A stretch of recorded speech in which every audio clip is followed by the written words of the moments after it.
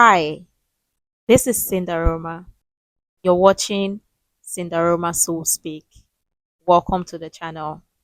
Let's get comfortable. Grab your seats, lay on the couch if you want. Have your coffee, your wine, drink some tea, and let's just relax. And from the title or the topic of today's video, you're ready. The power of discernment. Protecting your energy in toxic spaces. That's right. And I know you're ready. You can tell when the air changes around you. It's not the kind of change you can explain on paper. It's that gut level knowing that something or someone is draining you. And yet you still sit there, smile, and convince yourself it's fine. You tell yourself, maybe I'm just overthinking. Maybe it's me. But let me tell you something. If you've been feeling that heaviness, if you've been questioning your own perception, if you keep leaving certain spaces more exhausted than when you walked in, it's not in your head. That's your discernment speaking. And if you keep ignoring it, you're going to lose yourself in the name of being polite. I've learned that protecting your energy isn't about cutting people off. It's about paying attention to how people shift when you walk into a room. It's about noticing the conversations that feel like they're pulling the light out of you. And it's about acknowledging that some spaces, no matter how familiar, are not safe for your spirit. There was a time in my life I stayed in rooms that I had no business to stay in. And the truth, it wasn't because I didn't know better. It was because I wasn't ready to deal with the discomfort of living. I didn't want to be that person who makes things awkward.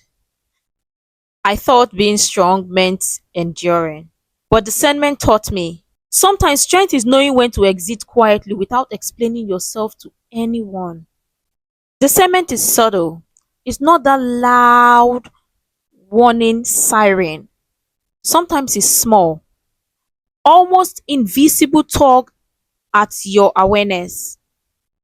Like the way someone keeps giving you backhanded compliments, but you laugh it off. Or the way a group conversation suddenly feels like an interrogation when you share something good about your life. Or how your body tenses, but you keep smiling because you've learned to perform comfort in unsafe spaces. We don't talk enough about how toxic spaces are not always full of loud, obvious conflicts. Sometimes they are built on silence. The kind of silence where support is absent, but judgment is quietly present. Where you never feel truly celebrated, just tolerated. And here is what I realized. When you ignore your discernment, you're teaching yourself to live numb. You train yourself to stop recognizing what safety feels like. And the more numb you become, the harder it is to live. I remember some couple of years ago, in a group chat, that somebody posted something and everybody shared their opinion, right? And I did.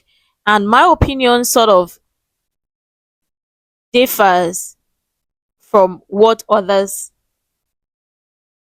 expected. And that changed everything. I got calls, I got messages. We didn't expect this from you. I said to myself, I didn't know or I didn't realize that we all have to agree or all have to have the same opinion or the same thoughts about something. I didn't expect or I didn't think that you're not supposed to think freely for yourself or you're not supposed to think differently from your friends about a particular opinion. And then I realized that I didn't recognize the person I had to become just to fit in. I had muted my voice, shrunk my dreams, and played small just to avoid triggering other people's insecurities.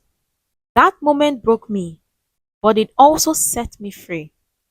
And I told myself, never again. Never again would I let my loyalty cost me my peace.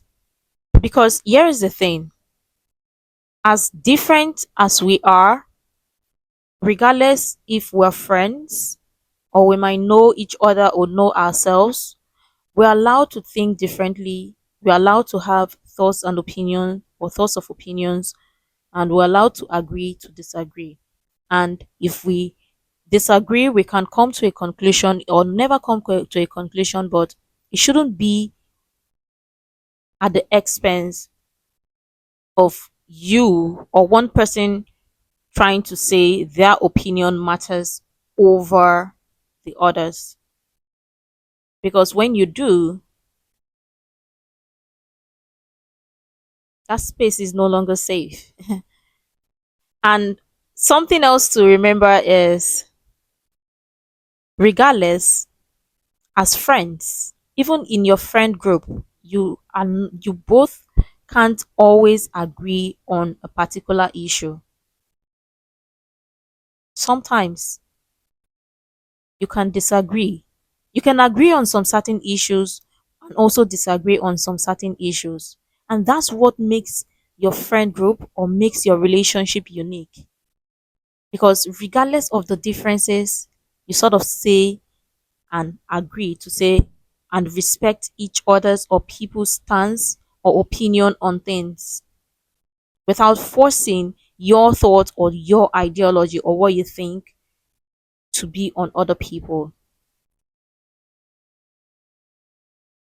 And that is what I see is wrong with lots of relationships, lots of friendships, lots of ideologies we see today, because everybody just sort of want to think alike, and it doesn't work that way.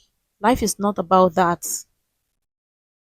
Discernment is a gift, but it's also a responsibility. You can't claim to value your peace and still feed yourself to situations that drain you. You can't pray for clarity and then dismiss it when it shows up as discomfort. Sometimes God isn't going to send a lightning bolt. Sometimes He's just going to let you feel the shift and expect you to trust it. And yes, protecting your energy will cost you. It might cost you connections you thought were forever. It might cost you invitations. It might even cost you the version of yourself who said yes to everything. But here's the truth no one tells you: the right people, the right spaces, the right opportunities. They don't need you to dilute your spirit to belong. So here's my question to you: what spaces have you been forcing yourself to survive in when you're meant to leave? Who have you been given access to, even though your spirit keeps saying this isn't it? I want you to sit with that. Write it down. Let yourself be honest. Because discernment without action is just self betrayal dressed up as wisdom. Protect your energy. It's not selfish, it's sacred. And the moment you start honoring that truth, you stop chasing spaces where you have to beg to be safe. If this spoke to you, don't just watch and move on. Share it with someone you know who has been second guessing their discernment. And subscribe, because here we're not just talking about healing, we're practicing it in real time. This is Sinderoma, and you're watching Sinderoma SoulSpeak. Thank you for listening. See you in the next video.